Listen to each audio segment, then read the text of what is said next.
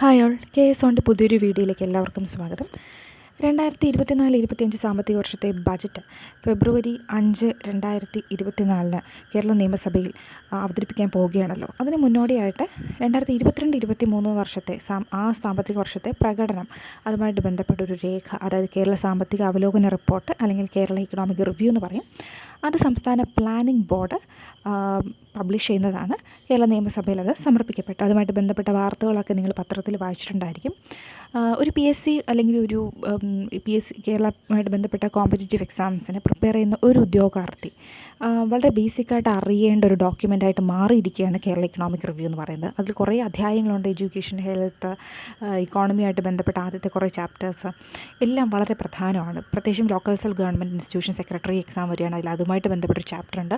അപ്പോൾ ഇതിലെ ഓരോ ചാപ്റ്റർ വൈസായിട്ട് നമുക്ക് ക്ലാസ്സുകൾ ഇനി എടുത്തു പോകാം. വരുന്ന PSC എക്സാംസ് ഡിഗ്രി ലെവലാകട്ടെ, LD വളരെ ബേസിക് ആയിട്ടുള്ള എക്സാംസ് ആകട്ടെ, എവിടെ നിന്നാണെങ്കിലും ഒരു ക്വസ്റ്റ്യൻസ് ഈ ഒരു ഭാഗത്ത് നിന്ന് പ്രതീക്ഷിക്കാവുന്നതാണ്. അതുകൊണ്ട് PSC എക്സാംസ് എഴുതുന്ന ഉദ്യോഗാർത്ഥികൾ ഇത് ഫോളോ ചെയ്യുമെന്ന് വിചാരിക്കുന്നു. ആദ്യം തന്നെ അത് സാമ്പത്തിക അവലോകന റിപ്പോർട്ട് തുറക്കുമ്പോൾ കേരള അറ്റ് ഗ്ലാൻസ് ഒരു എല്ലാ ചാപ്റ്റേഴ്സുമായിട്ട് ബന്ധപ്പെട്ട സമ്മറി പ്രൊവൈഡ് ചെയ്യുന്നുണ്ട്. നമുക്കത് ഓരോ ചാപ്റ്റേഴ്സ് എടുത്ത് പോകുമ്പോഴത്തേക്ക് മനസ്സിലാകും. അത് മുന്നോടിയായിട്ട് ഒരു 2-3 പേജുകളിലായിട്ട് ഒരു ടേബിളുണ്ട്. ആ ടേബിൾ എന്ന് പറയുന്നത് കേരളത്തെ പറ്റിയുള്ള വളരെ ബേസിക് ആയിട്ടുള്ള വിവരങ്ങളാണ്. അതായത് കേരളത്തിൻ്റെ geographical area 38,863 square kilometre static ആണ്. പക്ഷേ എങ്കിലും നമുക്ക് എപ്പോഴുമാണോ അത് ഏത് എക്സാമിനും ആണോ ഒരു ഓൺലൈനറായിട്ട് പ്രതീക്ഷിക്കാം. ഇനി എത്ര റവന്യൂ ഡിവിഷനുണ്ട്? 27. 14 ജില്ലകളുണ്ട്, 77 താലൂക്കുണ്ട്, 1664 വില്ലേജസ് ഉണ്ട്, 520 ടൗൺസ് ഉണ്ട്. ടൗൺസിൻ്റെ എണ്ണം അത്ര പ്രധാനമല്ല. ഇനി അതുപോലെ 2011 സെൻസസ് പ്രകാരം നമുക്ക് ലേറ്റസ്റ്റ് ആയിട്ട് വന്നിട്ടുള്ളത് അത് മാത്രമാണ്. 2021 സെൻസസ് റിപ്പോർട്ട് പബ്ലിഷ് ചെയ്യേണ്ടതായിരുന്നു, പക്ഷേ വന്നിട്ടില്ല ഇതുവരെ. അപ്പോഴതുകൊണ്ട് തന്നെ ഇനി വരുന്ന എക്സാംസിനായാലും 2021 ആ സമയത്തുള്ള റിപ്പോർട്ട് വരുന്നത് വരെ ഇത് തന്നെയാണ് ചോദിക്കുന്നത്. അതുകൊണ്ട് തന്നെ നമുക്ക് നോക്കാം എത്ര പോപ്പുലേഷനുള്ളത്. 3,34,00,000 കൂടുതൽ പോപ്പുലേഷനുണ്ട്. എന്തായാലും ഇത് കൂടിയിട്ടുണ്ട്. എങ്കിലും ഈ ഡേറ്റ നോക്കാം. അതിൽ മെയിലാണോ ഫീമെയിൽ പോപ്പുലേഷനാണോ കൂടുതലെന്നുള്ളൊരു ഐഡിയ ഉണ്ടായിരിക്കും. 1.6 ക്രോറാണ് മെയിൽ പോപ്പുലേഷൻ, 1.7 ക്രോറാണ് ഫീമെയിൽ പോപ്പുലേഷൻ. ഫീമെയിലിൻ്റെ എണ്ണമാണ് കൂടുതൽ എന്നുള്ളൊരു ഐഡിയ മനസ്സിലുണ്ടായിരിക്കാം. അതുപോലെ തന്നെ റൂറൽ ഏരിയയിലാണോ അർബൻ ഏരിയയിലാണോ ആളുകൾ കൂടുതൽ താമസിക്കുന്നത്? ഇപ്പോൾ ഇന്ത്യയിൽ നോക്കുകയാണെങ്കിൽ ഏറ്റവും കൂടുതൽ ആളുകൾ റൂറൽ ഏരിയയിലാണ് താമസിക്കുന്നത്. പക്ഷേ കേരളത്തിനെ സംബന്ധിച്ചിടത്തോളം ഏറ്റവും കൂടുതൽ ആൾക്കാരും റൂറൽ ഏരിയയിലാണെങ്കിലും അർബൻ ഏരിയയും റൂറൽ ഏരിയയും തമ്മിൽ വലിയ വ്യത്യാസമില്ല. നമുക്ക് ഒരു അർബൻ റൂറൽ എന്താണ് ഒരു കണ്ടിന്യൂം ഉണ്ട്, ഒരു റൂറൽ അർബൻ കണ്ടിന്യൂം ഉണ്ട്. അതുകൊണ്ട് തന്നെ അവിടെ ഇവിടെയും താമസിക്കുന്ന ആളുകളുടെ എണ്ണത്തിൽ വലിയ അന്തരമില്ല. ഇവിടെ നോക്കുകയാണെങ്കിൽ 1.7 ക്രോറാണ് റൂറൽ ഏരിയയിൽ താമസിക്കുന്നത്, അർബൻ ഏരിയയിൽ 1.5 ക്രോറാണ്. ഇനി ഷെഡ്യൂൾഡ് കാസ്റ്റിൻ്റെ പോപ്പുലേഷൻ, ഷെഡ്യൂൾഡ് ട്രൈബിൻ്റെ പോപ്പുലേഷൻ ഉണ്ട്. നമ്മുടെ ഡെൻസിറ്റി ഓഫ് പോപ്പുലേഷൻ 860 ആണ്. ലിറ്ററസി റേറ്റ് ടോട്ടൽ നോക്കുകയാണെങ്കിൽ 94 ആണ്. സെക്സ് റേഷ്യോ 1084 ആണ്. അർബൻ പോപ്പുലേഷൻ 48% ആണ്. ഇനി ഡിസ്ട്രിക്ട്സിനെ സംബന്ധിച്ചൊരു ഓവർവ്യൂ നോക്കുകയാണെങ്കിൽ ഏറ്റവും കൂടുതൽ ഏരിയ ഇതിൽ according to Kerala economic review പ്രകാരം പാലക്കാടാണ്. പക്ഷെ നമുക്കറിയാം റീസെൻ്റ്ലി ഇടുക്കി ഡിസ്ട്രിക്റ്റ് കേരളത്തിലെ ഏറ്റവും വലിയ ഏരിയ, ഏറ്റവും വലിയ ഡിസ്ട്രിക്റ്റായിട്ട് മാറിയിട്ടുണ്ട്. അതുകൊണ്ട് അതിനെ ബേസ് ചെയ്തിട്ടായിരിക്കും ചോദിക്കാൻ പോകുന്നത്. ഇപ്പോൾ കേരള എക്കണോമിക് റിവ്യൂവിൽ ചിലപ്പോൾ അവർ മാറ്റാൻ വിട്ടുപോയതായിരിക്കും. കുറച്ച് താലൂക്കുകൾ ഇടുക്കിയിലോട്ട് ആഡ് ചെയ്തു. അപ്പോൾ ഇടുക്കിയാണ് ഇപ്പോഴത്തെ ഏറ്റവും വലിയ ഡിസ്ട്രിക്റ്റ്. ചിലപ്പോൾ ചോദിക്കാൻ സാധ്യതയുണ്ട്. ഇനി ഫോറസ്റ്റ് കവർ ഏറ്റവും കൂടുതലുള്ള ജില്ല ഏതാണെന്ന് നോക്കിക്കേ. ഇടുക്കിയാണ് അല്ലേ, നമുക്കത് അറിയാവുന്ന ഫാക്റ്റാണ്. ഇനി പോപ്പുലേഷൻ ആണെങ്കിൽ ഏറ്റവും കൂടുതലുള്ള നമ്മൾ പഠിച്ചിട്ടുണ്ട് മലപ്പുറത്താണ് പോപ്പുലേഷൻ. 41 ലക്ഷത്തിൽ കൂടുതൽ ആൾക്കാർ മലപ്പുറത്താണ് താമസിക്കുന്നത്. ഇനി റൂറൽ ഏരിയ അത് വലിയ ഇമ്പോർട്ടൻ്റ് അല്ല. മെയിൽ ഫീമെയിൽ പോപ്പുലേഷൻ ഏത് ജില്ലയിലാണ് ഏറ്റവും കൂടുതൽ, അതും അത്ര വലിയ ഇമ്പോർട്ടൻ്റ് അല്ല. അർബൻ പോപ്പുലേഷൻ ഏറ്റവും കൂടുതലുള്ളത് എറണാകുളം ഡിസ്ട്രിക്റ്റ് ആണെന്ന് ചിലപ്പോൾ നിങ്ങൾ മുൻപത്തെ ഇക്കണോമിക് റിവ്യൂ വായിച്ചിട്ടുള്ളവരാണെങ്കിൽ മനസ്സിലാകും. ഇനി അതുപോലെ ഡെൻസിറ്റി ഓഫ് പോപ്പുലേഷൻ ഏറ്റവും കൂടുതൽ ട്രിവാൻഡ്രത്താണ്. അത് കഴിഞ്ഞ് കഴിഞ്ഞാൽ ആലപ്പുഴയിലാണ് ഏറ്റവും കൂടുതൽ ഡെൻസിറ്റി. ഇപ്പോൾ ഫസ്റ്റും സെക്കൻഡും ഏത് ജില്ലകളാണ് വരുന്നത് എന്നുള്ളത് ഒന്ന് നോക്കുക. ഇനി അടുത്ത ഇതിൽ ലിറ്ററസി റേറ്റാണ് നോക്കേണ്ടത്. മെയിലിൻ്റെ literacy rate 96.11 female literacy rate 92.07. അങ്ങനെയാണ് കമ്പൈൻഡായിട്ട് 94% നമ്മൾ പഠിച്ചത്. ഇത്തരം കാര്യങ്ങളാണ് ഈ ടേബിളിൽ നിന്ന് നമ്മൾ മനസ്സിലാക്കേണ്ടത്. ഇനി നമുക്ക് ഡയറക്റ്റായിട്ട് കേരള ഇക്കോണമി എന്താണ് അതിൻ്റെ അവസ്ഥ എന്നുള്ളത് നമുക്ക് നോക്കാം. 2022-23 കാലയളവിലുള്ള state GST, gross state domestic product നോക്കുകയാണെങ്കിൽ കോൺസ്റ്റൻറ്റ് പ്രൈസിൽ നോക്കുകയാണെങ്കിൽ ഇപ്പോൾ ഇത്രയാണ്, 6.16 crore അത് ലാക്സിലാണ്. അത്രയുമാണ് നമ്മുടെ ഇപ്പോഴത്തെ GSDP എന്ന് പറയുന്നത്. എന്ന് വെച്ചാൽ കഴിഞ്ഞ സാമ്പത്തിക വർഷം അപേക്ഷിച്ച് നോക്കുമ്പോൾ കംപ്ലീറ്റ് ആയ സാമ്പത്തിക വർഷമാണ് നമ്മൾ പറയുന്നത്. 2022-23 സാമ്പത്തിക വർഷമാണ് കംപ്ലീറ്റ് ആയത്. 23-24 ഇനി മാർച്ച് 31 അവസാനിക്കുകയുള്ളൂ. അതുകൊണ്ട് തന്നെ അത് എപ്പോഴും ഓർമ്മയിലിരിക്കണം. നമ്മൾ ഇതിന് ഇപ്പം കറൻ്റ്ലി റണ്ണിങ് ആയിട്ടുള്ള സാമ്പത്തിക വർഷങ്ങളിൽ തൊട്ട് മുമ്പിലുള്ള അതിനെപ്പറ്റിയുള്ള റിവ്യൂ ആണ് നമ്മളിപ്പോൾ പഠിക്കുന്നത്. അപ്പോൾ അതിന് മുമ്പുള്ള 2021-22 റിവ്യൂവിനെ അപേക്ഷിച്ച് നോക്കുമ്പോൾ ആ ഒരു പെർഫോമൻസിനെ അപേക്ഷിച്ച് നോക്കുമ്പോഴത്തേക്കും 6.6% നമ്മൾ ഗ്രോത്ത് കൂടിയിട്ടുണ്ട്. അപ്പോഴത്തേക്കും ഒരു സ്റ്റേറ്റ്മെൻറ്റ് തരാം. തൊട്ട് മുമ്പുള്ള സാമ്പത്തിക വർഷത്തെ അപേക്ഷിച്ച് നോക്കുമ്പോഴത്തേക്ക് ഇത്തവണ കൂടിയോ കുറഞ്ഞോ എന്നുള്ളത്. ഗ്രോത്ത് കൂടിയിട്ടുണ്ട്.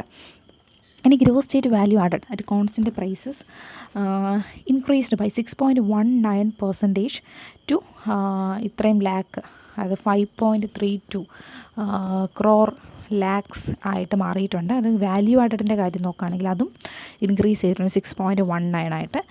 ഇനി കേരളം എന്ന് പറയുന്നത് ഇന്ത്യയിലെ ഏറ്റവും കൂടുതൽ per capital gross state domestic പ്രോഡക്റ്റുള്ള അതിൽ 10 സംസ്ഥാനങ്ങളിൽ ഒന്ന് കേരളമാണ്.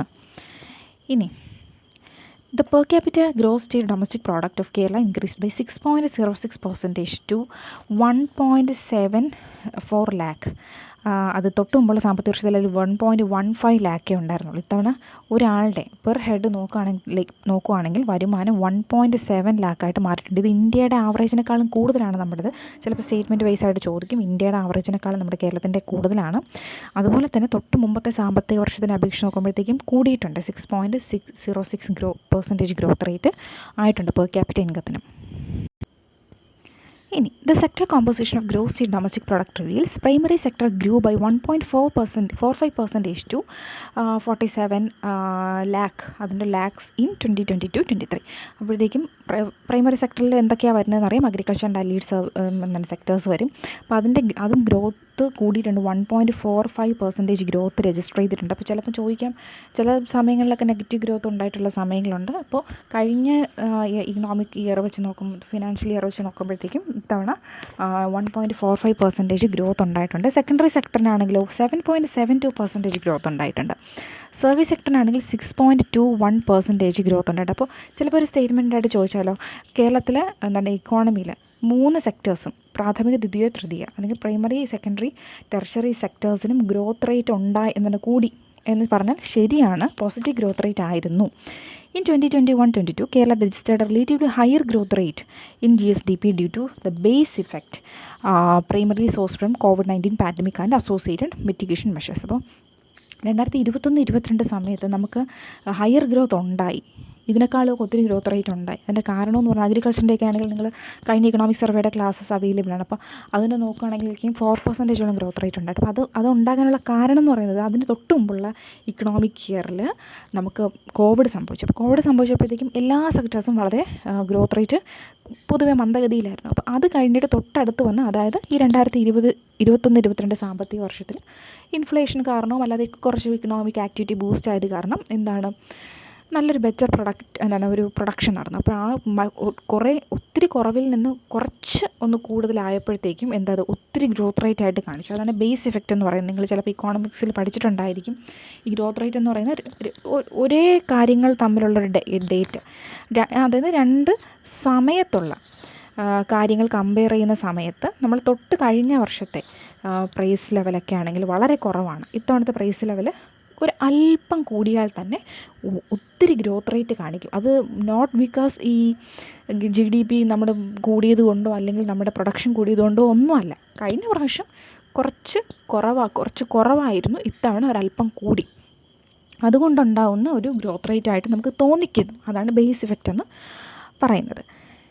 Okay, next sectoral contribution of gross state value added of 2022-23 at constant prices. അപ്പോൾ കോൺസ്റ്റൻറ്റ് പ്രൈസസിലുള്ള ഓരോ സെക്ടറൽ കോൺട്രിബ്യൂഷൻ എന്താണെന്ന് നോക്കാം. നമ്മൾ ഓരോ സെക്ടേഴ്സിൻ്റെയും ഗ്രോത്ത് റേറ്റ് നമ്മൾ നോക്കി.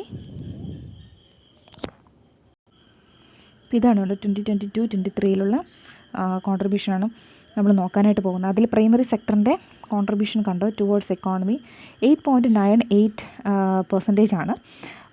അഗ്രികൾച്ചർ, മൈനിങ്, ക്വാറി ഇതുപോലുള്ള അഗ്രികൾച്ചർ ആൻഡ് അലൈഡ് സർവീസസിൻ്റെ contribution towards gross state value added. ഇനി സെക്കൻഡറി സെക്ടറിൻ്റെ കോൺട്രിബ്യൂഷൻ ആണെങ്കിലോ 28.40% ആണ്. അപ്പോൾ അതിൽ ഏറ്റവും കൂടുതൽ ഏത് സെക്ടറാണെന്ന് നോക്കാം. ഈ സെക്കൻഡറിക്കകത്ത് ഉള്ളിൽ തന്നെ ഏത് സെക്ടറിനാണ് ഏറ്റവും കൂടുതൽ കോൺട്രിബ്യൂഷൻ കൊടുക്കുന്നത് നോക്കാം. അപ്പോൾ കൺസ്ട്രക്ഷൻ ആക്ടിവിറ്റിയാണ് ഏറ്റവും കൂടുതൽ കോൺട്രിബ്യൂഷൻ കൊടുക്കുന്നത്. 13.79% കൺസ്ട്രക്ഷൻ ആക്ടിവിറ്റിയിൽ നിന്നാണ് സെക്കൻഡറി സെക്ടറിൽ കോൺട്രിബ്യൂഷൻ പോകുന്നത്. ഓക്കെ, പിന്നെ സെക്കൻഡാണ് മാനുഫാക്ചറിങ് വരുന്നത്. അപ്പോൾ മൊത്തം നോക്കുകയാണെങ്കിൽ സെക്കൻഡറി സെക്ടർ 28.40% ആണെന്ന് ഓർമ്മിക്കുക. ഇനി ടെർഷ്യറി സെക്ടർ ആണെങ്കിൽ നോക്കിക്കേ, ടെർഷ്യറി സെക്ടർ 62.62% കോൺട്രിബ്യൂഷൻ കൊടുക്കുന്നുണ്ടല്ലേ. ഇനി ടെർഷ്യറി സെക്ടറിൽ തന്നെ ഏറ്റവും കൂടുതൽ കോൺട്രിബ്യൂഷൻ കൊടുക്കുന്നത് ആരാ? Real estate ownership of dwelling and professional service ആണ് ഏറ്റവും കൂടുതൽ കോൺട്രിബ്യൂഷൻ കൊടുക്കുന്നത്. സെക്കൻഡ് ആണെങ്കിൽ ട്രേഡ് ആൻഡ് റിപ്പയർ സർവീസസ് ആണ് സെക്കൻഡ് കൊടുക്കുന്നത്. പൊതുവേ നമുക്ക് ടെർഷ്യറി സെക്ടറിൽ എന്തൊക്കെയാണ് വരുന്നത് നോക്കാം. അടുത്ത മൂന്നാമതായിട്ട് വരുന്നത് transport, storage, communication services related to broadcasting, financial services, public administration, hotels and restaurant, other services. അപ്പോൾ ഇതിലൊരു കാര്യം ശ്രദ്ധിക്കുക, സെക്കൻഡറി സെക്ടറിലും ടെർഷ്യറി സെക്ടറിലും ഒക്കെ ഏത് സബ് സെക്ടറാണ് കോൺട്രിബ്യൂഷൻ ഏറ്റവും കൂടുതൽ കൊടുക്കുന്നത്, ഏറ്റവും കുറവ് ഏതാണ്, അതിൻ്റെ ഓർഡർ അനുസരിച്ചൊക്കെ ചിലപ്പോൾ എഴുതാൻ ചോദിക്കാം. അതുകൊണ്ട് സെക്കൻഡറി സെക്ടറിൽ ഏറ്റവും കൂടുതൽ കൺസ്ട്രക്ഷൻ ആണ്, പിന്നെ മാനുഫാക്ചറിങ് ആണ്, പിന്നെ ഇലക്ട്രിസിറ്റി ആണെന്ന് ഓർമ്മിക്കുക. ഈ ഓർഡർ അനുസരിച്ച് തന്നെയാണ് ഇവിടെ കൊടുത്തിരിക്കുന്നത്. ഈ അതർ സർവീസസ് നോക്കണ്ട, മിസലേനിയസ് നോക്കണ്ട, ബാക്കിയുള്ളതിൻ്റെ ഓർഡർ അനുസരിച്ച് എഴുതാൻ ചോദിക്കും.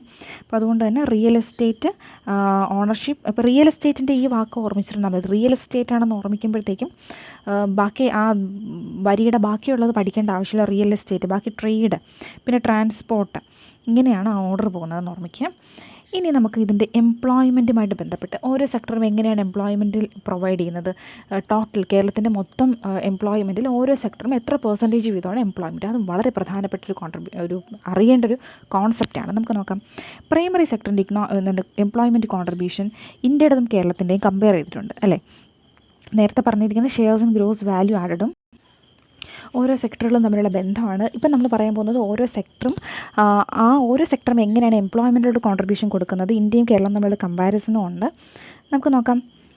ആദ്യം തന്നെ പ്രൈമറി സെക്ടറിൻ്റെ എംപ്ലോയ്മെൻറ്റിലോട്ടുള്ള കോൺട്രിബ്യൂഷൻ കേരളം കൊടുക്കുന്നത് 27% ആണ്. 27 അല്ലെങ്കിൽ 28% എന്ന് നമുക്ക് നോക്കാം. റൗണ്ട് 28%. പക്ഷേ ഓൾ ഇന്ത്യ ലെവലിലാണെങ്കിൽ ഏതാണ്ട് പകുതിയോളം ആൾക്കാരല്ലേ, ഒരു 46%ഓളം ആൾക്കാർ പ്രൈമറി സെക്ടറിലാണ് ജോലി ചെയ്യുന്നത്. സെക്കൻഡറി സെക്ടറിലാണെങ്കിലോ കേരളവും ഇന്ത്യയും തമ്മിൽ വലിയ അന്തരമില്ല. 26% ആണ് കേരളം, 24% ആണ് ഇന്ത്യ. ഈ ടെർഷ്യറി സെക്ടറിലാണെങ്കിലോ ഈ ഏതാണ്ട് ഇതിങ്ങോട്ട് ക്രോസ് ചെയ്തിട്ടതുപോലെ ഇരിക്കും അല്ലേ. അതായത് ഇന്ത്യയിൽ എത്രത്തോളം ആൾക്കാരാണ് പ്രൈമറി സെക്ടറിൽ ജോലി ചെയ്യുന്നത് അതേ എമൗണ്ടിൽ ആൾക്കാരാണ് കേരളത്തിൽ ടെർഷ്യറി സെക്ടറിൽ ജോലി ചെയ്യുന്നത്. അതുപോലെ കേരളത്തിൽ എത്രത്തോളം ആൾക്കാരാണ് പ്രൈമറി സെക്ടറിൽ ജോലി ചെയ്യുന്നത് അതേ എമൗണ്ട് ആൾക്കാരാണ് ഇന്ത്യയിൽ സർവീസ് സെക്ടറിൽ ജോലി ചെയ്യുന്നത്. പക്ഷേ ഒരു കാര്യം ആലോചിക്കേണ്ടത്, രണ്ടിനും ഇന്ത്യക്കായാലും ഒരു ഓൾ ഇന്ത്യ പെർസ്പെക്റ്റീവ് അത് അങ്ങനെ എടുത്ത് നോക്കിയാലും രണ്ടിനും ഏറ്റവും കൂടുതൽ കോൺട്രിബ്യൂഷൻ വരുന്നത് ഈസ് ഫ്രം സർവീസ് സെക്ടർ. അത് ഓർമ്മിക്കുക, അല്ലെങ്കിൽ ടെർഷ്യറി സെക്ടറിൽ നിന്നാണെന്ന് ഓർമ്മിക്കുക. ഇനി നമുക്ക് gross district wise value added അതെങ്ങനെയാണെന്ന് നമുക്ക് നോക്കാം. അപ്പോൾ നമ്മൾ നേരത്തെ പറഞ്ഞതുപോലെ തന്നെ എറണാകുളം ഇവിടെ കാണിക്കുമ്പോൾ നമുക്ക് സ്റ്റാൻഡ് ഔട്ട് ചെയ്യുന്ന ഇപ്പം എറണാകുളത്തിൻ്റെ ഡേറ്റ, എറണാകുളമാണ് ഏറ്റവും കൂടുതൽ കോൺട്രിബ്യൂഷൻ കൊടുക്കുന്നത്. ഏറ്റവും കുറവ് കോൺട്രിബ്യൂഷൻ ഈസ് ഫ്രം വയനാട്. വയനാട്ടിൽ നിന്നാണ് ഏറ്റവും കുറവ് കോൺട്രിബ്യൂഷൻ കേരളത്തിൻ്റെ ഇക്കോണമിയിലോട്ട് പോകുന്നത്.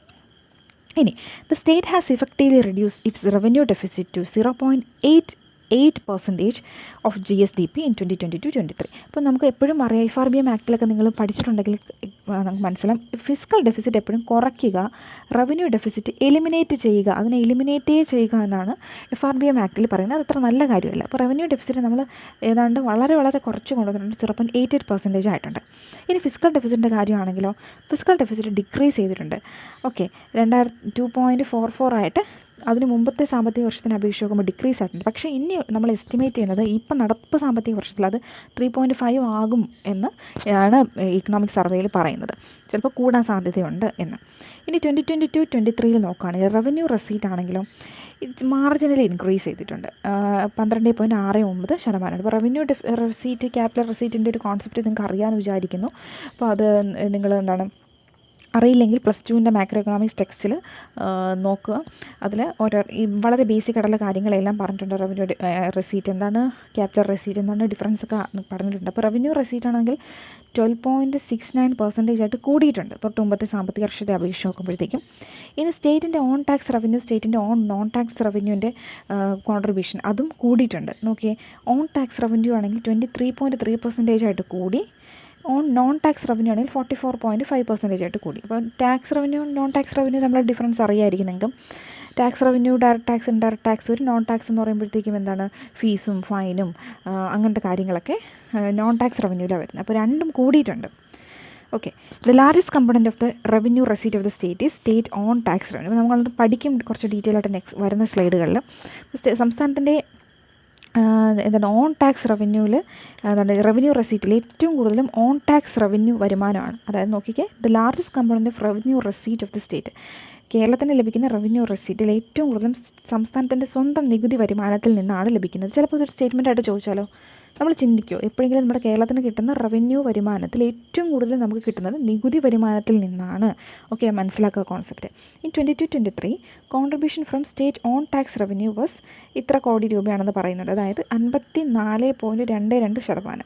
Contribution of non tax revenue ആണെങ്കിലോ 11.39%. അതായത് ടോട്ടൽ റവന്യൂ കേരളത്തിൻ്റെ വരുമാനത്തിൽ 54.22% കേരളത്തിൻ്റെ ഓൺ ടാക്സ് റവന്യൂ, 11.39% കേരളത്തിൻ്റെ ഓൺ നോൺ ടാക്സ് റവന്യൂ. ആദ്യത്തേത് ടാക്സ് റവന്യൂ, രണ്ടാമത് നോൺ ടാക്സ് റവന്യൂ, മൂന്നാമത് നമുക്ക് സംസ്ഥാനങ്ങൾ കേന്ദ്രത്തിൽ നിന്ന് ലഭിക്കുന്ന ഗ്രാൻഡാണ് മൂന്നാമത്തെ ഒരു വിഭാഗം. ഇതിൽ കുറവ് വരുന്നുണ്ടല്ലോ, 54 11 കൂട്ടുമ്പോൾ എന്തായാലും 100 വരില്ല. ബാക്കി കുറവ് വരുന്നതൊക്കെ നമുക്ക് കേന്ദ്രത്തിൽ നിന്ന് ഗ്രാൻഡായിട്ട് ലഭിക്കുന്നതാണ്, പിന്നെ ഡെവല്യൂഷൻ വഴി ലഭിക്കുന്നതാണ്. ഓക്കെ, ഇങ്ങനെ മേജർ ആ ഒരു ഡെഫിസിറ്റിൻ്റെ ഒരു കമ്പാരിസൺ കൊടുക്കുന്നുണ്ട്. ഇപ്പോൾ റവന്യൂ ഡെഫിസിറ്റും ഫിസിക്കൽ ഡെഫിസിറ്റും പ്രൈമറി ഡെഫിസിറ്റും തമ്മിലൊരു കമ്പാരിസൺ ഇവിടെ കൊടുക്കുന്നുണ്ട്.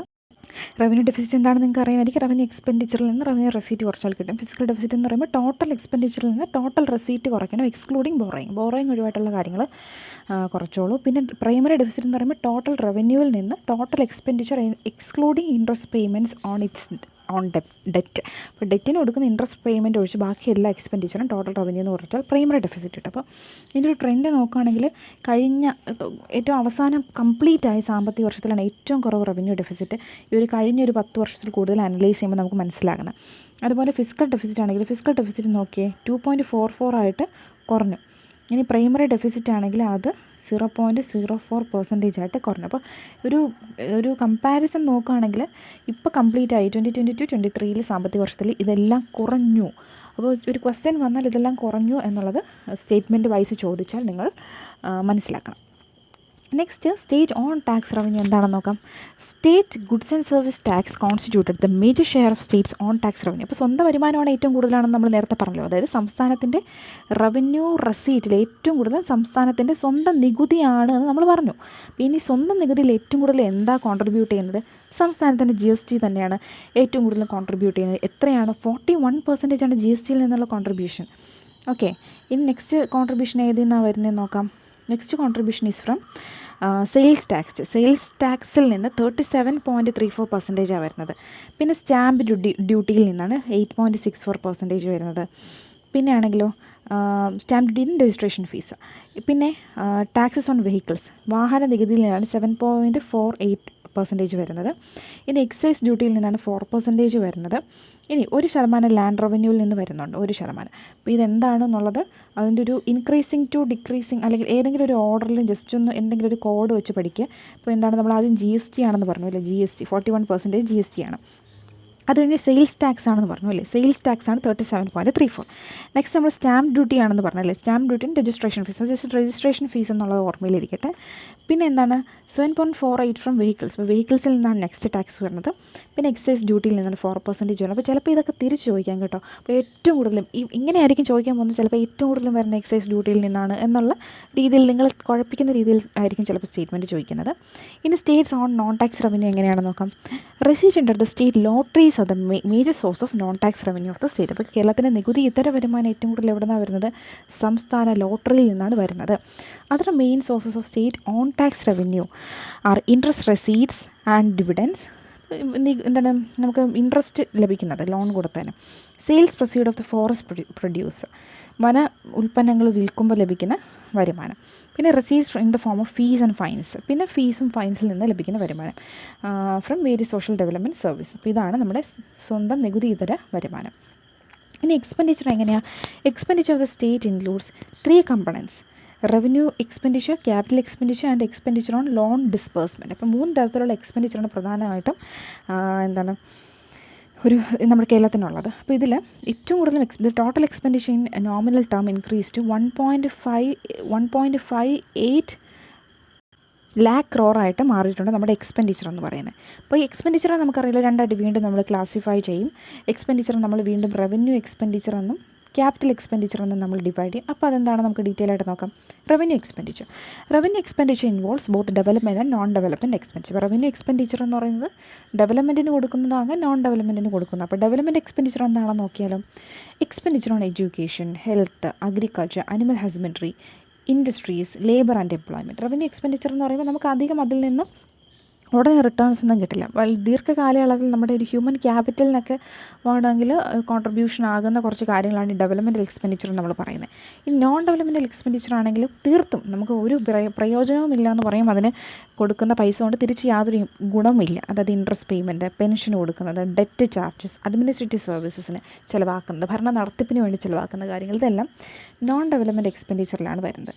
ദ ഓപ്പറേഷൻ ആൻഡ് വേറെ കുറച്ച് കാര്യങ്ങളൂടെ വരുന്നുണ്ട്. എന്തൊക്കെയാണ് ഇതിൽ നോക്കാം.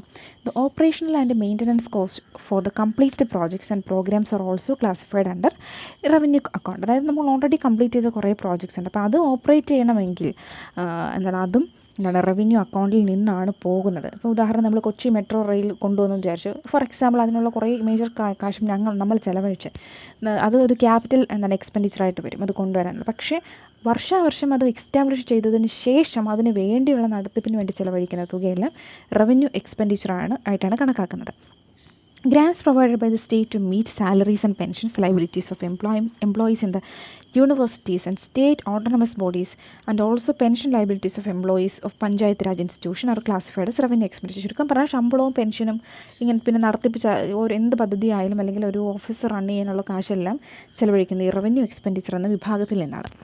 The ratio of revenue expenditure to GSDP decreased to 13.57% in 2022-23 compared to 15.64% previous year. അപ്പോൾ 2021-22 കാലയളവിൽ അത് 15.64% ആണ് ഈ റവന്യൂ എക്സ്പെൻഡിച്ചർ എന്ന് പറയുന്നത്. അത്ര നല്ല ചിലവല്ല. അപ്പോൾ അത് 13.57 ആയിട്ട് കുറഞ്ഞു കംപ്ലീറ്റ് ആയ ഈ സാമ്പത്തിക വർഷത്തിൽ. 2022-23 the share of committed expenditure and revenue expenditure increased. പക്ഷേ കമ്മിറ്റഡ് എക്സ്പെൻഡിച്ചർ എന്ന് പറയുന്നത് അതായത് ഈ നോൺ ഡെവലപ്മെൻറ്റിനുള്ള കാര്യങ്ങളാണ് ഈ കമ്മിറ്റഡ് എക്സ്പെൻഡിച്ചർ എന്ന് പറയുന്നത്. അപ്പോൾ അതിനകത്ത് എന്തൊക്കെയാണ് വരുന്നത് നോക്കാം. പ്രീവിയസ് ഇയറിനെ അപേക്ഷിച്ച് നോക്കുമ്പോൾ അത് കൂടി എന്നാണ്. അപ്പോൾ സ്റ്റേറ്റ്മെൻറ്റ് വൈസ് ആയിട്ട് ചോദിച്ചാൽ കമ്മിറ്റഡ് എക്സ്പെൻഡിച്ചർ കൂടിയോ കുറഞ്ഞോ എന്ന് ചോദിച്ചാൽ കൂടി. ഇപ്പോൾ എന്തൊക്കെയാണ് കമ്മിറ്റഡ് എക്സ്പെൻഡിച്ചറിനകത്ത് വരുന്നത്?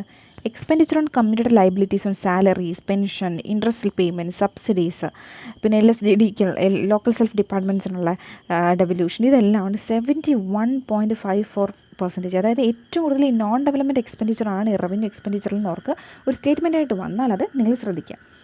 ഇനി അടുത്ത ക്യാപിറ്റൽ എക്സ്പെൻഡിച്ചർ. നമുക്ക് കേരളത്തിനെ സംബന്ധിച്ചിടത്തോളം ക്യാപിറ്റൽ എക്സ്പെൻഡിച്ചറൊക്കെ വളരെ കുറവാണ്. The outline capital expenditure has always been small. The share of government spending on capital projects in various sectors has increased in recent years. Total expenditure നോക്കുമ്പോൾ ക്യാപിറ്റൽ എക്സ്പെൻഡിച്ചറിൻ്റെ ഷെയർ വളരെ കുറവാണ്. പക്ഷേ comparatively കഴിഞ്ഞ കുറച്ച് വർഷങ്ങളിൽ അത് കൂടി വരുന്നുണ്ട്. ക്യാപിറ്റൽ എക്സ്പെൻഡിച്ചറിൻ്റെ വളർച്ച കൂടുന്നുണ്ടെന്നാണ് പറഞ്ഞത്, അല്ലാതെ റവന്യൂ എക്സ്പെൻഡിച്ചറിന് അപേക്ഷ കൂടുന്നു എന്നല്ല. Okay, the share of government spending on capital projects in various sectors has increased. Then capital expenditure on state 2022-23 was 16,000 crore ആണെന്ന് ഓർമ്മിക്കുക. Public works continue to the remain major segment of the capital outlay. അപ്പോൾ ഏറ്റവും കൂടുതൽ capital നമ്മൾ ചിലവഴിക്കുന്നത് എവിടെയാണ്? Public വർക്കാണ്. ഇപ്പോൾ റോഡ് അങ്ങനത്തെ കാര്യങ്ങൾ, ബ്രിഡ്ജ്, അതിനൊക്കെയാണ് നമ്മൾ ഏറ്റവും കൂടുതലും ക്യാപിറ്റൽ എക്സ്പെൻഡിച്ചർ ചിലവഴിക്കുന്നത്. അതിനുശേഷം വരുന്നത് എന്താണ്? Agriculture and allied services, industries and labour, irrigation, ഇങ്ങനത്തെ കാര്യങ്ങൾക്കാണ് നമ്മൾ ക്യാപിറ്റൽ എക്സ്പെൻഡിച്ചർ എന്ന് പറയുന്ന വിഭാഗത്തിൽ കൂടുതൽ കാശ് ചിലവഴിക്കുന്നത്. ഇനി ഡെറ്റ് പ്രൊഫൈൽ, കേരളത്തിൻ്റെ കടമായിട്ട് ബന്ധപ്പെട്ട കാര്യങ്ങൾ എങ്ങനെയാണ് നമുക്ക് നോക്കാം. Internal debt including market loan and loans from financial institutions. നമ്മൾ കടമെടുക്കുന്നതിന് ഒരു രീതി ഇതാണ്. അതായത് ഇൻറ്റേർണൽ ഡെറ്റ് നമ്മുടെ കേരളത്തിനുള്ളിൽ നിന്ന് തന്നെ നമ്മൾ കടമെടുക്കും. പിന്നെ ഒന്ന് loans and advances from union government, കേന്ദ്ര ഗവൺമെൻറ്റിൽ നിന്ന് നമ്മൾ കടമെടുക്കും. Liabilities on account of small savings provident fund deposit, അപ്പോൾ ആളുകൾ ഡെപ്പോസിറ്റ് ചെയ്യുന്ന അതിൽ നിന്ന് നമ്മൾ കടമെടുക്കും. During the last 5 years, the state mainly relied on market borrows and accretions and small savings and provident fund deposit to finance its fiscal deficit. അപ്പോൾ നമ്മൾ ഏറ്റവും കൂടുതൽ ഫിസിക്കൽ ഡെഫിസിറ്റ് ഫിനാൻസ് ചെയ്യാനായിട്ട് കടമെടുക്കുന്നത്, നമ്മുടെ ഫിസിക്കൽ ഡെഫിസിറ്റ് ഫിനാൻസ് ചെയ്യാൻ വേണ്ടി നമ്മൾ വേറെ എവിടെ നിന്നെങ്കിലും കടം വാങ്ങിയാണ് അതിനെ നികത്തുന്നത്. അപ്പോൾ അത് എവിടെ നിന്നാണ് ഏറ്റവും കൂടുതലെന്ന് പറയുന്നത്? ഈ ഇൻറ്റേർണൽ ഡെറ്റും ലയബിലിറ്റീസുമാണ്. ഈ യൂണിയൻ ഗവൺമെൻറ്റിൽ നിന്നുള്ള ലോൺസ് ആൻഡ് അഡ്വാൻസ് ഒക്കെ കുറയുന്നുണ്ട്. The outstanding public debt of the state at the end of 22-23 were 2,38,000 crore rupees നമ്മുടെ പബ്ലിക് ഡെറ്റ് അല്ലെങ്കിൽ പൊതുകടം എന്ന് പറയുന്നത്. ഇനി കുറച്ച് പ്രശ്നങ്ങൾ പറഞ്ഞിട്ട് ഈ ഒരു സ്ലൈഡിലോട്ട് വരാം. അപ്പോൾ കേരളത്തിൻ്റെ ഫിനാൻഷ്യൽ ആ ഒരു സിസ്റ്റം ഫേസ് ചെയ്യുന്ന കുറച്ച് ഇഷ്യൂസ് നമ്മുടെ ഈ ചാപ്റ്ററിൽ പറയുന്നുണ്ട്. അതായത് 2016-17 സംഭവിച്ച ഡീമോണിറ്റൈസേഷൻ ഒരു ഇഷ്യൂ ആണ്. അത് കഴിഞ്ഞിട്ട് നമുക്ക് GST ഇംപ്ലിമെൻ്റ് ചെയ്തത് ഇഷ്യൂ ആണ്. കാരണം കേരളത്തിനൊക്കെ കിട്ടിക്കൊണ്ടിരുന്ന കുറേ ടാക്സസ് സബ്സ്യൂം ചെയ്യേണ്ടി വന്നു into the GST structure. അപ്പോൾ അതിലൂടെ നമ്മൾ സബ്സ്യൂം ചെയ്യേണ്ടി വന്നു. പിന്നെ കുറേ സൈക്ലോൺസും കുറച്ച് ക്ലൈമറ്റ് റിലേറ്റഡ് പ്രശ്നങ്ങൾ വന്നില്ലേ, സൈക്ലോൺസ്, ഓഖി സൈക്ലോൺ വന്നു. പിന്നെ എന്താണ് 2018-19 ഫ്ലഡ് വന്നു. അതിൻ്റെ കണ്ടിന്യൂറ്റി ആയിട്ട് 1920 കുറച്ച് ഈ ഉരുൾപൊട്ടലും വീണ്ടും അതിൻ്റെ ഒരു റിക്കറായിട്ട് പിന്നെയും ഫ്ലഡ്സൊക്കെ വന്നിട്ടുണ്ടായിരുന്നില്ല, അത് ഇഷ്യൂ ആണ്. പിന്നെ ഏറ്റവും വലിയ ഇഷ്യൂ കോവിഡ് നമുക്ക് 2021 ഈ സാമ്പത്തിക വർഷത്തിൽ നമ്മൾ അഫക്റ്റ് ചെയ്തു. അതിൻ്റെ ഒരു റിപ്പർക്കഷൻസൊക്കെ പിന്നെയും ഉണ്ടായിരുന്നു. പിന്നെ എന്താണ് GST കോമ്പൻസേഷൻ അവസാനിപ്പിച്ചത് അല്ലേ, നമുക്ക് അവസാനിപ്പിച്ചു. 5 വർഷം ഉണ്ടായിരുന്നുള്ളൂ, 2017-2022 ജൂൺ വരെ ആയപ്പോഴത്തേക്കും അതിൻ്റെ എൻഡിങ് ആയി. അപ്പോൾ ഇതിൻ്റെ ലോസ് എന്ന് പറയുന്നത് GST കോമ്പൻസേഷൻ അവസാനിപ്പിച്ചതിൻ്റെ ഒരു നഷ്ടമെന്ന് പറയുന്നത് ഒരു വർഷം 12,000 കോടി രൂപയാണെന്നാണ് കണക്കുകൾ സൂചിപ്പിക്കുന്നത്. 12,000 കോടി രൂപ. അപ്പോൾ അത് നികത്താൻ വേണ്ടി നമ്മൾ എന്ത് ചെയ്യണം, എവിടെന്നെങ്കിലുമൊക്കെ കടമെടുത്തേ തീരും. ഇനി ഷെയറബിൾ ടാക്സ് ടു കേരള, അത് കൺസിസ്റ്റൻ്റായിട്ട് കുറഞ്ഞു വരുന്നുണ്ട്. അതായത് നമുക്ക് ഡിവിസിബിൾ പൂളിൽ നിന്ന് കേന്ദ്രം നമുക്ക് കേരളത്തിന് തരുന്ന ടാക്സ് അതെന്ത് ചെയ്തു, കൺസിസ്റ്റൻ്റായിട്ട് കുറഞ്ഞു വരുന്നു. അതൊരു ഷെയർ ഓഫ് ഹൊറിസോണ്ടൽ ഡെവല്യൂഷൻ, അതായത് 41% എല്ലാ സംസ്ഥാനങ്ങൾക്കും എന്താണ് ഷെയർ കൊടുക്കണമെന്നാണ് ഫിനാൻസ് കമ്മീഷൻ പറഞ്ഞിരിക്കുന്നത് അല്ലേ. ഫിനാൻസ് കമ്മീഷൻ പറഞ്ഞത് 15th ഫിനാൻസ് കമ്മീഷൻ പറഞ്ഞത് 41% സ്റ്റേറ്റിന് കൊടുക്കണം. അതിൽ നമുക്ക് കേരളത്തിന് 11th ഫിനാൻസ് കമ്മീഷൻ ആയിരുന്ന സമയത്ത് ഏതാണ്ട് 3% കിട്ടിക്കൊണ്ടിരുന്നെങ്കിൽ നമുക്ക് നമ്മുടെ കേരളത്തിന് കിട്ടുന്ന വരുമാനമെങ്കിൽ 15th ഫിനാൻസ് കമ്മീഷൻ ആയപ്പോഴത്തേക്ക് അത് 1.9 ഏതാണ്ട് പകുതിയായി എന്ന് പറയാം നമുക്ക് കേന്ദ്രത്തിൽ നിന്ന് കിട്ടുന്ന കാശിൻ്റെ അളവ്. ഓക്കെ, അടുത്ത നമുക്ക് മറ്റൊരു പ്രശ്നം എന്ന് പറയുന്നത് സംസ്ഥാനങ്ങളുടെ അനുവാദമൊക്കെ ഇല്ലാതെ നമ്മളിലേക്ക് കടന്നു കയറി പിരിക്കുന്ന ഈ സെസ്സും സർചാർജും അത് നമ്മുടെ ഡിവിസിബിൾ പൂളിൽ വരില്ല. അത് കേന്ദ്രത്തിന് മാത്രം ഉള്ള സ്വത്താണ് സർചാർജ്. പിന്നെ അതുപോലെ ബോറോയിങ് ലിമിറ്റ്, നമ്മൾ എത്ര വാങ്ങണം എന്നുള്ള ബോറോയിങ് ലിമിറ്റ് ഫിക്സ് ചെയ്യുന്നത്. പിന്നെ കഴിഞ്ഞ വർഷത്തെ കടം അടച്ചു തീർത്തില്ലെങ്കിൽ ഇത്തവണ പിന്നെയും പ്രശ്നമാണ്. പിന്നെ കേരളവുമായിട്ട് ബന്ധപ്പെട്ട മസാല ബോണ്ട് ഇടപാട് അതുമായിട്ട് ബന്ധപ്പെട്ട പ്രശ്നമൊക്കെ നമുക്കറിയില്ല. നമുക്ക് ഭയങ്കര റെസ്ട്രിക്ഷൻസ് ആണ് ബോറോയിങ്ങിന് വേണ്ടി. അപ്പം നമ്മൾ മാർക്കറ്റിനെ ഡിപ്പെൻഡ് എന്ന് വെച്ചാൽ കേന്ദ്രത്തിൽ നിന്നല്ലാതെ നമ്മൾ അല്ലാതെ കിട്ടുന്ന ബോറോയിങ്സിനെ ഡിപ്പെൻഡ് ചെയ്യും. അപ്പോൾ അതിൻ്റെ ഇൻട്രസ്റ്റ് റേറ്റ് എന്ന് പറയുന്നത് ഭയങ്കര കൂടുതലാണ്. നെക്സ്റ്റ് സെൻട്രലി സ്പോൺസേർഡ് സ്കീം ഒരു ഇഷ്യൂ ആണ്. അതായത് സെൻട്രലി സ്പോൺസേർഡ് സ്കീമിനെ തന്നെ നമുക്ക് രണ്ടായിട്ട് ഡിവൈഡ് ചെയ്യാം. അതായത് കോർ ഓഫ് കോർ പ്രോജക്ട്സും കോർ ഓഫ് കോർ പദ്ധതികൾക്ക് ഏതാണ്ട് 90% നമുക്ക് കേന്ദ്രത്തിൽ നിന്ന് വിഹിതം കിട്ടും. ബാക്കി കുറച്ച് ശതമാനം നമ്മൾ കണ്ടുപിടിച്ചാൽ മതി. പക്ഷേ കോർ സ്കീംസ് മറ്റ് സ്കീംസ് ആണെങ്കിൽ ഏതാണ്ട് 40% സംസ്ഥാനങ്ങൾ തന്നെ കാശ് കണ്ടു. ഇവർ ഓരോരോ പദ്ധതികൾ കൊണ്ടുവരും. പക്ഷേ അതിൻ്റെ ബാധ്യത എന്ന് പറയുമ്പോൾ നമുക്കാണ്. 40% സംസ്ഥാനങ്ങൾ വേണം ഇതിനു വേണ്ടിയുള്ള കാശ് കണ്ടുപിടിക്കണം. അപ്പോൾ അതൊരു ഇഷ്യൂ ആണ്. ഓക്കെ, അപ്പോൾ ഇത്രയുമാണ് ഏതാണ്ട് പ്രശ്നങ്ങൾ, കേരളത്തിൻ്റെ ഫിനാൻസ് രംഗം നേരിടുന്ന പ്രശ്നങ്ങൾ പറയുന്നത്. അപ്പോൾ നമുക്കറിയാം എപ്പോഴും പത്രത്തിൽ വരുന്ന നമ്മുടെ കേരളവുമായിട്ട് ബന്ധപ്പെട്ട് ഇക്കോണമി റിലേറ്റഡ് ആയിട്ടുള്ള പ്രശ്നങ്ങളൊക്കെ നിങ്ങൾക്ക് എവിടെയെങ്കിലും ഇൻ്റർവ്യൂവിനൊക്കെ പോകുമ്പോഴത്തേക്ക് ഉപകാരപ്പെടുമായിരിക്കും. അല്ലാതെ എക്സാം പോയിൻ്റ് ഓഫ് വ്യൂവിൽ ഈ പറയുന്ന ഫാക്ട്സ് ഒക്കെയാണ്. കഴിഞ്ഞ വർഷത്തിനെ അപേക്ഷിച്ച് ഇന്ന വർഷം നോക്കുമ്പോഴത്തേക്കും ഈ ഒരു വേരിയബിൾ കൂടിയോ കുറഞ്ഞോ അങ്ങനത്തെ കാര്യങ്ങളായിരിക്കും നമുക്ക് വരുന്നത്. അപ്പോൾ ഇവിടെ ഒരു കാര്യം നിങ്ങൾക്ക് അല്ലാണ്ട്, അതായത് ഇന്ത്യൻ എക്കോണമി റിലേറ്റഡ് ആയിട്ട് അല്ലെങ്കിൽ ജനറലായിട്ട് ഇപ്പോൾ മറ്റേത് എക്സാംസിൽ നിങ്ങൾക്ക് യൂസ് ചെയ്യാൻ പറ്റുന്ന നിങ്ങൾക്ക് ഉപയോഗം വരുന്ന ഒരു പോയിൻ്റ് ഇവിടെ പറയാൻ ആഗ്രഹിക്കുന്നത്. അപ്പം കഴിഞ്ഞ ഇപ്പോൾ 14 ഈ ഒരു കമ്പാരിസണാണ്. ടേംസ് ഓഫ് റെഫറൻസ് ഓരോ ഫിനാൻസ് കമ്മീഷൻസിനും ഓരോ terms of reference 16 finance commission രൂപീകരിച്ചു. നമ്മൾ അതിന് ചെയർമാനെ നമ്മൾ അപ്പോയിൻറ്റ് ചെയ്തു. അതുമായിട്ട് ബന്ധപ്പെട്ട ടേംസ് ഓഫ് റെഫറൻസ് ഒക്കെ അവർ രൂപീകരിക്കാൻ തുടങ്ങി. അപ്പോൾ അത് ഉടനെ വരും. അപ്പോൾ അതിന് മുമ്പ് നമ്മൾ 15th പഠിക്കാതെ എങ്ങനെയാണ് പോകുന്നത്? 15th പറ്റി ചിലപ്പോൾ ക്വസ്റ്റ്യൻ വരാം. അപ്പോൾ 15th പറ്റി ഒന്ന് നോക്കിക്കാം. 15th ഫിനാൻസ് കമ്മീഷൻ പോപ്പുലേഷനുമായിട്ട് ബന്ധപ്പെട്ട് 1971 പോപ്പുലേഷനുമായിട്ട് ബന്ധപ്പെട്ട് ഒരു വാല്യൂം കൊടുത്തിട്ടില്ല, അസ്ക്രൈബ് ചെയ്തിട്ടില്ല. 2011 പോപ്പുലേഷനുമായിട്ട് ബന്ധപ്പെട്ട് 15% ആണ്. അതായത് എത്ര സംസ്ഥാനങ്ങളുടെ പോപ്പുലേഷൻ അനുസരിച്ച് വെയിറ്റേജ് എത്ര ഡിവൈഡ് ചെയ്ത് കൊടുക്കണം. അപ്പോൾ കേരളത്തിന് നമ്മൾ 1.92% ആണ്, 925% ആണ് ഇപ്പം നമുക്ക് കിട്ടുന്ന ഡിവിസിബിൾ പൂളിൽ നിന്നുള്ള വരുമാനം എന്ന് പറയില്ല. അപ്പോൾ ആ വരുമാനം ഓരോ സംസ്ഥാനങ്ങൾക്കും എങ്ങനെയാണ് ഡിവൈഡ് ചെയ്ത് കൊടുക്കുന്നത് അതിൻ്റെ ഫോർമുലയാണ്. ഇതിനൊരു വെയിറ്റേജ് ഉണ്ട്. 15 പോയിൻറ്റും നമ്മൾ എന്തിനാണ് കൊടുക്കുന്നത്? പോപ്പുലേഷനാണ് കൊടുക്കുന്നത്. പിന്നെ ഇൻകം ഡിസ്റ്റൻസ്. അപ്പോൾ ഏറ്റവും നന്നായിട്ട് പ്രകടനം ചെയ്യുന്നത് ഇൻകമുള്ള ഒരു സംസ്ഥാനത്തിൽ നിന്ന് മറ്റ് സംസ്ഥാനങ്ങളുടെ ഡിസ്റ്റൻസ് എത്രയാണ്, ആ ഒരു ഇൻകം ഡിസ്റ്റൻസ് അനുസരിച്ച് ഒത്തിരി ഡിസ്റ്റൻസ് എന്നാൽ ഒത്തിരി വരുമാനം കുറവുള്ളതാണെങ്കിൽ അതിനനുസരിച്ച് കൂടുതൽ കിട്ടും. അതിന് 45% ആണ് അതിനുള്ള വെയിറ്റേജ്. ഇനി സംസ്ഥാനങ്ങളുടെ ഏരിയ അനുസരിച്ച്, അപ്പോൾ അത് 15 തന്നെ, മാറ്റമില്ല. മറ്റ് ഫിനാൻസ് കമ്മീഷന് തൊട്ട് മുമ്പത്തെ 14 അപേക്ഷിച്ച് നോക്കുമ്പോഴത്തേക്ക് മാറ്റമില്ല, 15 തന്നെയാണ്. ഇനി ഫോറസ്റ്റ് കവറിന് നമുക്ക് യാതൊരു വാല്യൂ നമ്മൾ കൊടുത്തിട്ടില്ല. ഫോറസ്റ്റ് ആൻഡ് ഇക്കോളജി നന്നായിട്ട് കൺസേർവ് ചെയ്യുന്നുണ്ടെങ്കിൽ, ഇക്കോളജി നന്നായിട്ട് ഈ എൻവയറൺമെൻറ്റ് പ്രൊട്ടക്ഷൻ മെഷേഴ്സൊക്കെ എടുക്കുന്ന സ്റ്റേറ്റ് ആണെങ്കിൽ 10 ഇതുണ്ട്. ഡെമോഗ്രഫിക് പെർഫോമൻസ്, അതായത് നമ്മുടെ പോപ്പുലേഷൻ ഒരു വാല്യൂ ഇട്ടിട്ടുണ്ട്, അതുപോലെ തന്നെ ഡെമോഗ്രഫിക് പെർഫോമൻസ്, ഇപ്പോൾ ടോട്ടൽ ഫെർട്ടിലിറ്റി റേറ്റ് കുറയ്ക്കണം, അല്ലെങ്കിൽ ഡെമോഗ്രഫി എങ്ങനെ ഇമ്പ്രൂവ് ചെയ്യാനുള്ള നമ്മുടെ മെഷേഴ്സൊക്കെ എടുത്തിട്ടുണ്ടെങ്കിൽ അതിന് 12.5 വാല്യൂ കൊടുത്തിരിക്കുന്നത്. ടാക്സ് ആൻഡ് ഫിസിക്കൽ എഫേർട്ട്, നന്നായിട്ട് ടാക്സൊക്കെ പിരിക്കാൻ നല്ല ഫിസിക്കൽ കൺസോൾട്ടേഷൻ മെഷേഴ്സൊക്കെ കൊണ്ടുവന്ന് നന്നായിട്ട് നമ്മുടെ ഇക്കോണമിയെ വെച്ചിട്ടുണ്ടെങ്കിൽ 2.5% ആണ് അതിനുള്ള വാല്യൂ. അപ്പോൾ ഇതാണ് 15th ഫിനാൻസ് കമ്മീഷനും 14th ഫിനാൻസ് കമ്മീഷനുള്ള ഡിഫറൻസ്. അപ്പോൾ 15th എന്തായാലും പഠിക്കുക, കാരണം 16th ഇനിയിപ്പോൾ ഉടനെ വരും. അപ്പോൾ അതുകൊണ്ട് 15th ഫിനാൻസ് കമ്മീഷൻ എന്തൊക്കെയാണ് ഇതിൽ ഉള്ളത് എന്നുള്ളത് നോക്കി വയ്ക്കുക. അപ്പോൾ നമുക്ക് ഇനി നെക്സ്റ്റ് ക്ലാസ്സിൽ ഇതിൻ്റെ തൊട്ടടുത്തുള്ള ചാപ്റ്റേഴ്സ് നമുക്ക് ഡിസ്കസ് ചെയ്യാം. അപ്പോൾ അതിനു മുമ്പ് ഇതൊക്കെ ഒന്ന് നോക്കി ഇതുമായിട്ട് ബന്ധപ്പെട്ട് എന്തൊക്കെ ക്വസ്റ്റ്യൻ വരാൻ ചാൻസ് ഉണ്ടെന്ന് നോക്കുക. അപ്പോൾ നമ്മുടെ തന്നെ KS on ചാനൽ തന്നെ മുമ്പ് ചോദിച്ചിട്ടുള്ള എക്കണോമിക് റിലേറ്റഡ് ആയിട്ടുള്ള ക്വസ്റ്റ്യൻസ് നമ്മുടെ ഗ്രൂപ്പിൽ ഇട്ടിട്ടുണ്ട്. അപ്പോൾ അതിൽ ഇതുമാതിരി ഇനി നമുക്ക് അടുത്ത ജനറൽ ഇലക്ഷൻ കഴിഞ്ഞിട്ട് വരുന്ന ഇന്ത്യയുടെ ഇക്കണോമിക് സർവേ ഇതുപോലെ നമുക്ക് ഡിസ്കസ് ചെയ്യാം. അപ്പോൾ ഇന്ത്യയുടെ ഇക്കോണമി സർവേ ഇതുപോലെ ഉള്ള കുറേ ക്വസ്റ്റ്യൻസ് ചോദിച്ചിട്ടുള്ളത് നമ്മുടെ ഗ്രൂപ്പിൽ നമ്മുടെ ചാനലിൽ ക്വസ്റ്റ്യൻ പേപ്പർ അനാലിസിസ് ഇട്ടുണ്ട്, അതിൽ നമ്മൾ ഡിസ്കസ് ചെയ്യുന്നുണ്ട്. അപ്പോൾ അതേ മോഡൽ കേരള ഇക്കണോമിക് റിവ്യൂവിൽ നിന്ന്, അപ്പോൾ പ്രത്യേകിച്ചും കേരള അഡ്മിനിസ്ട്രേഷനുമായിട്ട് ബന്ധപ്പെട്ട് ഗവേണൻസുമായിട്ട് ബന്ധപ്പെട്ട സ്പെഷ്യൽ ടോപ്പിക്കൊക്കെ ഉള്ള എക്സാംസിന് ഇത് ഉപകാരപ്പെടും. ഓക്കെ, അപ്പോൾ LSGD എക്സാംസൊക്കെ പ്രിപ്പയർ ചെയ്യുന്നവർ വരുന്ന എപ്പിസോഡ്സ് കാണുക, അല്ലെങ്കിൽ LSGD ആയിട്ട് ബന്ധപ്പെട്ടൊക്കെ ഉള്ള കാര്യങ്ങൾ നമ്മൾ ഡിസ്കസ് ചെയ്യും. അപ്പോൾ നമുക്ക് നെക്സ്റ്റ് എപ്പിസോഡിൽ കാണാം. Thank you.